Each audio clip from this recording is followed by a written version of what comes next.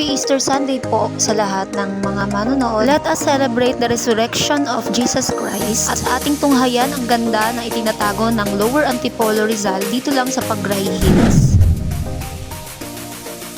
And talagang napatunayan na 100% ang ganda ng overlooking dito sa taas. Na tunay nga na pet friendly and super stunning ng natural scenery.